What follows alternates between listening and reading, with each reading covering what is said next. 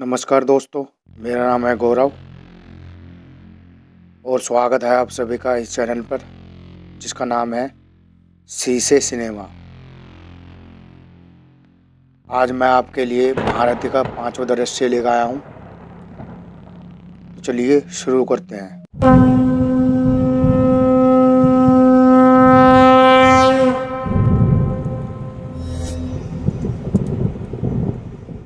कौरव सभा का दृश्य। श्री कृष्ण दुर्योधन से बात कर रहे हैं।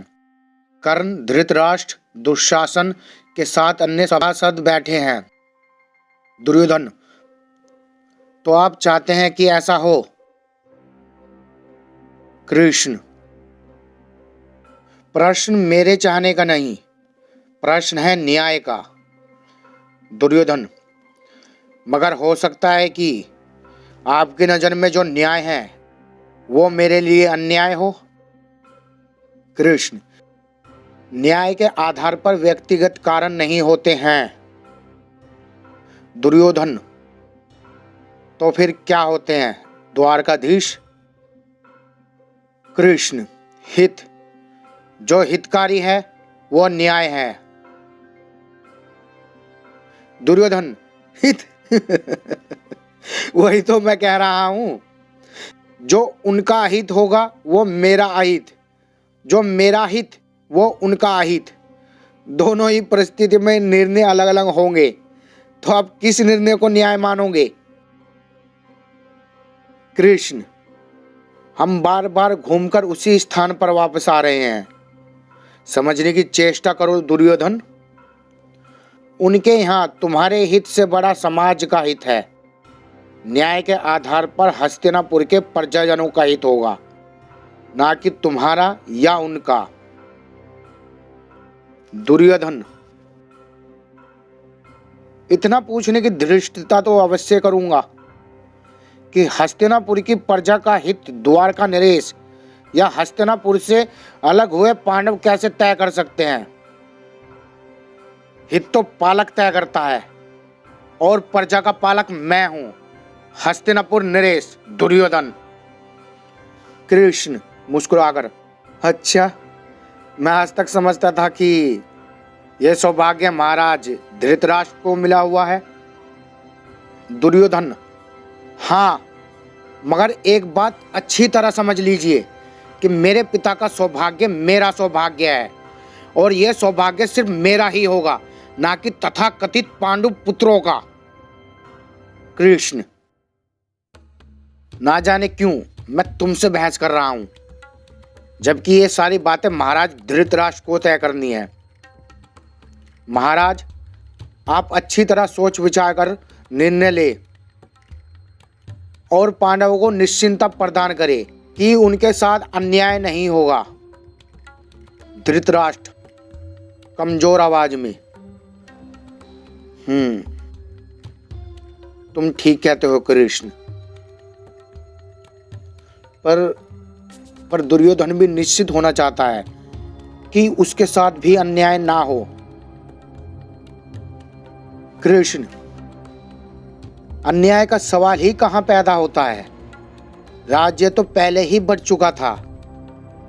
पांडवों को अपने वनवास के बाद राज्य वापस मिलने की जो शर्त थी वो पूरी हो गई, तो उन्हें उनका अधिकार तो मिलना ही चाहिए ना। दुर्योधन: राज्य बटा था, मगर अब एक है। नैतिक दृष्टि से भी यही ठीक है कि राज्य को दोबारा ना बांटा जाए, ताकि उसकी शक्ति कम ना हो। कृष्ण: नैतिकता की बात करते हो दुर्योधन? तुमने कहा था 13 वर्ष के वनवास और 1 वर्ष का अज्ञातवास के बाद ही पांडव राज्य पा सकेंगे। वनवास भी पूरा हुआ और अज्ञातवास भी। अब तुम्हारी नैतिकता ये कहती है कि अपनी बात से मुकर जाओ। दुर्योधन: वनवास मानता हूं पूरा हुआ, लेकिन अज्ञातवास नहीं। कृष्ण: परंतु तुम्हारी ही राज्यसभा के आचार्यों का इस बात पर तुमसे मतभेद है। दुर्योधन: राजाओं को अपने कर्मचारियों से मतभेद होना असंभव नहीं। कृष्ण, गणनाएं भी तुम्हारा साथ नहीं देती दुर्योधन। दुर्योधन, गणित तोड़ा मरोड़ा भी जा सकता है। कृष्ण, यही बात तुम पर भी लागू होती है। दुर्योधन, मगर सिद्ध नहीं होती, और शंका के आधार पर मैं अपना आधा राज्य दुर्लभ और अक्षम पांडवों के हाथ में नहीं जाने दूंगा, जिनके अंदर इतना भी मद्दा नहीं था कि खुद आकर बात करते। आपको भेज दिया हैरवी के लिए। क्या सोचा था, घबरा कर दब जाऊंगा? बहुत अच्छा हो यदि आप उनका यह भ्रम भी दूर कर दे। मैं आधा राज्य किसी भी हालत में उन्हें नहीं दूंगा। कृष्ण, आप सबका भी यही मत है? सभी मौन रहते हैं। शायद यहां किसी और के मत का प्रश्न ही नहीं उठता। ठीक है, समझौता अब भी हो सकता है। यदि दुर्योधन आधा राज्य ना देने पर अड़ा है, तो मेरा प्रस्ताव है कि पांडवों को 5 गांव ही शासन करने के लिए दिए जाएं। दुर्योधन, मैं समझौतावादी नहीं कृष्ण। 5 गांव तो क्या, मैं उन्हें सुई की नोक के बराबर भी धरा नहीं दूंगा। कृष्ण, उम्र की नादानी तुम्हारे अंदर से काफी झलकती है दुर्योधन, पर राज्य के निर्णय बिना सोचे विचारे इतनी शीघ्रता से नहीं करते। तुम्हारे पास समय है, पहले अच्छी तरह सोच विचार लो। दुर्योधन, यदि मैं ना सोचना चाहूं तो? कृष्ण, तो युद्ध के विचारों को नकारा नहीं जा सकता। सन्नाटा।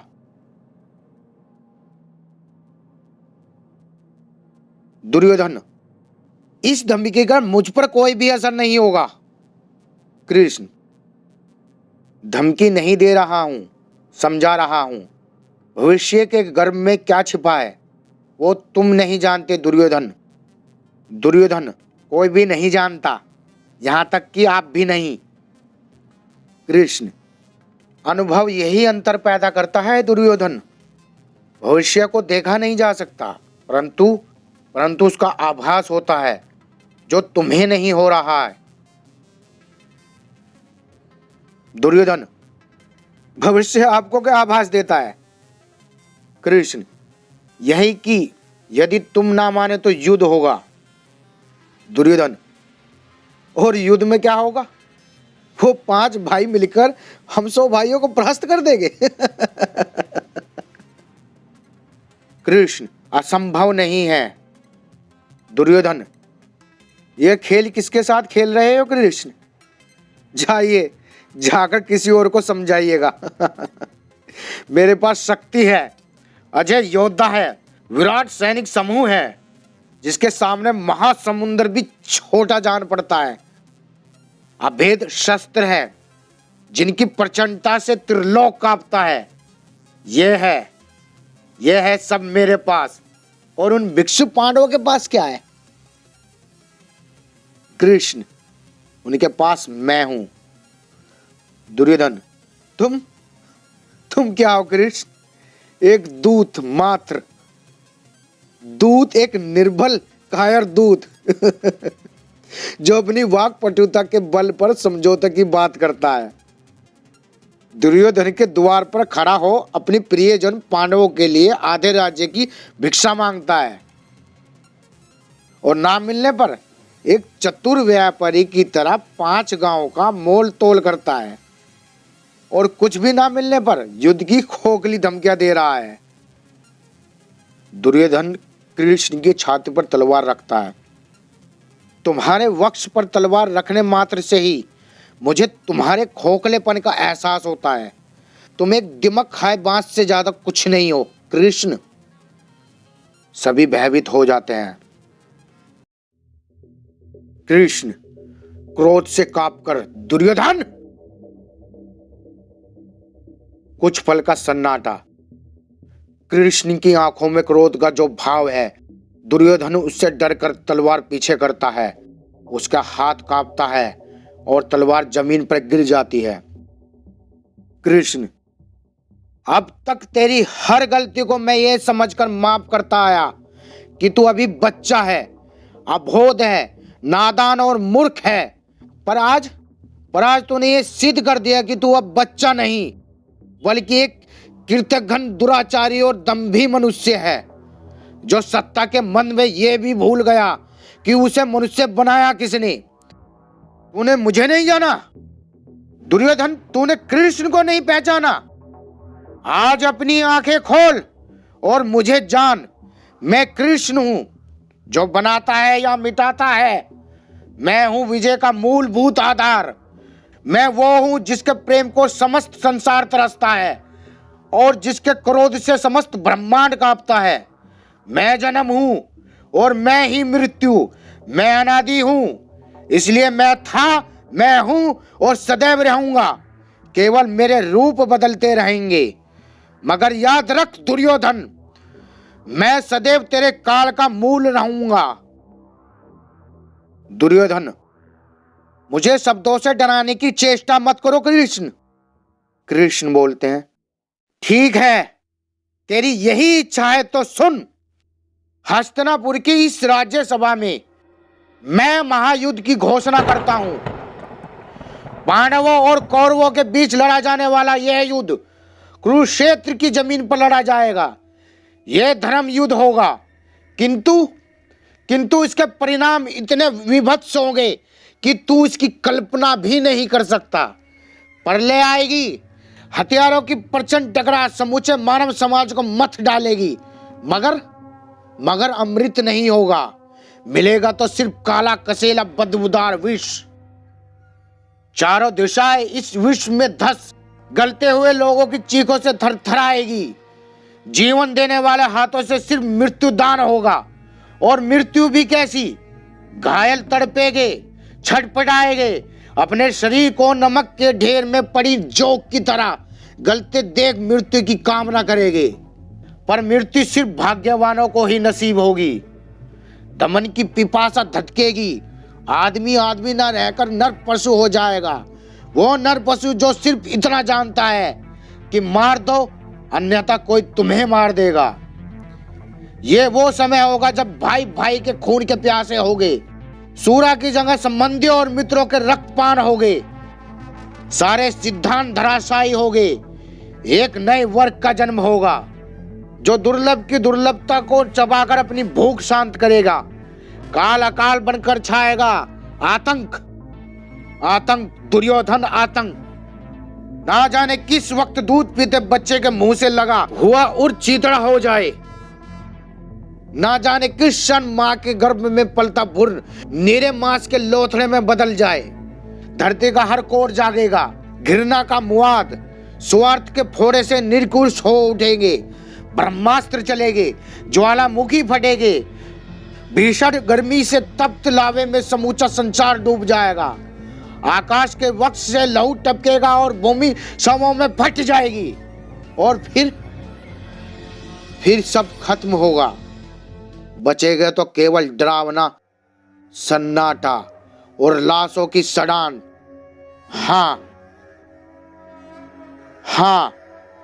हाँ दुर्योधन, अब युद्ध होगा। कृष्ण का प्रस्थान। दुर्योधन सहमा हुआ सा कर्ण के समीप जाता है। दुर्योधन बोलता है,